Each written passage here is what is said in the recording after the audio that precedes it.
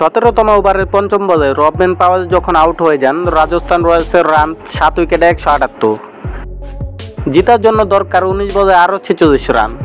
ক্রিজে 42 বলে 67 রান করা Jos Buttler, কিন্তু ওপাশে যে স্বীকৃত ব্যাটসম্যান কেউই নেই।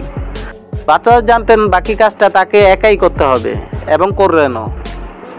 রবম্যান পাওয়েলের পর একে একে উইকেটে এসেছেন ট্রেন্ট বোল্ট, আবেশ খান। দুজনের কেউই রানের খাতা খুলতে পারেননি। বরুণ চক্রবর্তীর করা ম্যাচের শেষ বলে 1 রান নিয়ে বাটলার যখন ম্যাচ জেতার আনন্দে বাঁচলেন, তার নামের পাশে তখন 7 বলে 107 রান।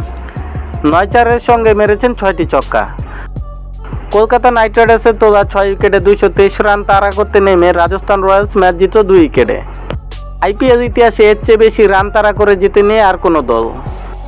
বাটলারের অবিশ্বাস্য এবং আইপিএল ইতিহাসে অন্যতম সেরা ইনিংস আজ ম্লান হয়ে গেছে কলকাতার হয়ে সুনীল নারায়ণের দারুণ এক সেঞ্চুরি। 56 বলে 13-4 ও 6 ছক্কায় 109 রান করেন নারায়ণ। স্বীকৃত টি-20তে 504তম ম্যাচে এসে প্রথম সেঞ্চুরি দেখা পেলেন কলকাতা নাইট রাইডার্সের এই ওয়েস্ট ইন্ডিজ অলরাউন্ডার। পরে বল হাতেও 4 ওভারে 30 রান দিয়ে যিনি নিয়েছেন 2 উইকেট। তখন কে জানতো বাটলার যে ম্লান করে এভাবে সব আলো কেড়ে নেবেন।